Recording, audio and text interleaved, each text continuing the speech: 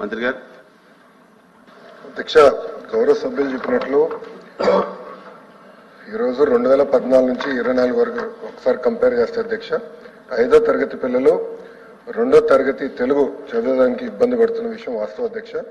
2014 57% మంది పిల్లలు చదవగలిగితే అది 37.5% పడిపోయింది అధ్యక్ష. ఇది నేను చెప్తాను కాదు, ఏసర్ రిపోర్ట్ 2024 చెప్పింది. ఇంకో పక్కన 8వ తరగతి పిల్లలు 2వ తరగతి తెలుగు చదవగలుగుతారా అంటే 2014లో సుమారుగా 80% ఉంటే 2024 వచ్చగల 53%కి పడిపోయింది. అంతేకాకుండా 85% మంది పిల్లలు 3వ తరగతి పిల్లలు కనీసం 2వ తరగతి టెక్స్ట్ బుక్ చదవలేకపోతున్నారు.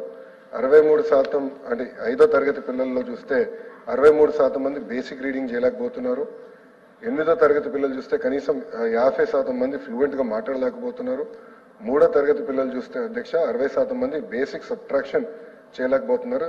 8వ తరగతి పిల్లలు చూస్తే 55% మంది బేసిక్ డివిజన్ కూడా చేయలేకపోతున్నారు అధ్యక్ష. 90% మంది 3వ తరగతి పిల్లలకి బేసిక్ ఫౌండేషనల్ న్యూమరసీ స్కిల్స్ కూడా లేవని ఏసర్ రిపోర్ట్ పేర్కొనడం జరిగింది అధ్యక్ష.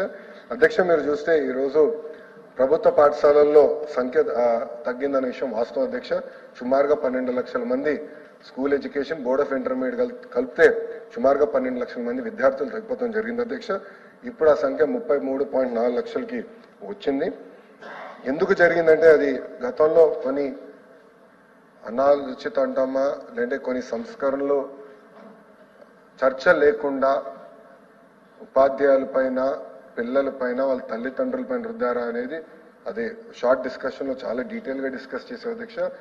ఆ జియోనే 117 జియో, ఆ 117 జియో వల్ల లోకల్ ఇష్యూస్ పరిగణనలో తీసుకుండా చేశారనక అక్కడి నుంచి ఫాస్టర్ డిక్లైన్ జరిగి పిల్లలు ప్రైవేట్ పాఠశాలలకు మారిపోతాం అనేది జరిగింది.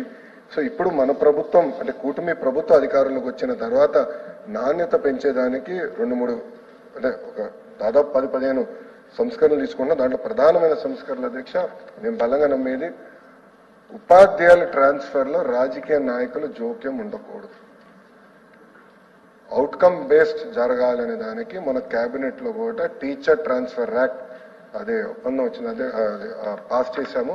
ఇప్పుడు అసెంబ్లీకి వస్తుంది అధ్యక్ష. ఈరోజు అసెంబ్లీలో ఉంది, రేపు కౌన్సిల్కి వస్తుంది అధ్యక్ష. అది ఫస్ట్ బిల్డింగ్ బ్లాక్.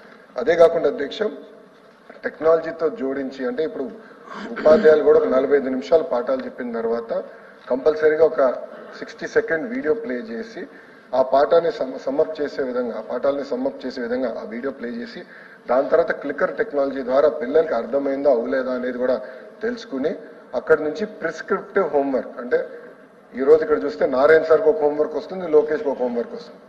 అంటే ఆయనకున్న సబ్జెక్ట్ స్ట్రెంత్ వేరేది ఉంటుంది, నాకున్న సబ్జెక్ట్ స్ట్రెంత్ వేరేది. అది ప్రిస్క్రిప్టివ్ హోంవర్క్ వాళ్ళనేది ఒక లక్ష్యంగా పెట్టుకుని అది కూడా చేస్తున్నాం. పేరెంట్ టీచర్ మీటింగ్ కూడా మెగా పేరెంట్ టీచర్ మీటింగ్ పోయిన సంవత్సరం ఏర్పాటు చేసే అధ్యక్ష.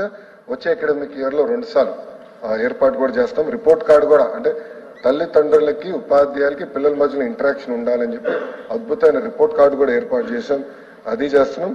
ఇంకో పక్కన మోడల్ ప్రైమరీ స్కూల్ కాన్సెప్ట్ తీసుకొచ్చి 60 మంది పిల్లల కన్నా ఎక్కువ ఉంటే అక్కడ కంపల్సరీ 1 క్లాస్ 1 టీచర్ ఇవ్వాలి, మెరుగైన నాణ్యమైన విద్య అందించాలి లక్ష్యంతో మన ప్రభుత్వం కృషి చేస్తుందని గౌరవ సభ్యులు తెలుపుకుంటున్నాను.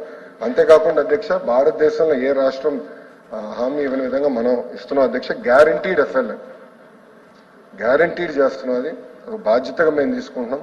సంఘాలతో కూడా ఎవ్రీ ఫ్రైడే కమిషనర్ గారు కూర్చుంటున్నారు, నీట్ బేస్ నేను కూడా కూర్చుంటున్నాను, వాళ్ళ ఇష్యూస్ ఏముందో తెలుసుకుంటున్నాం. గ్యారంటీడ్ ఎఫ్ఎల్ఎన్ అందించాలని లక్ష్యంతో మేము పనిచేస్తున్నాం అధ్యక్ష.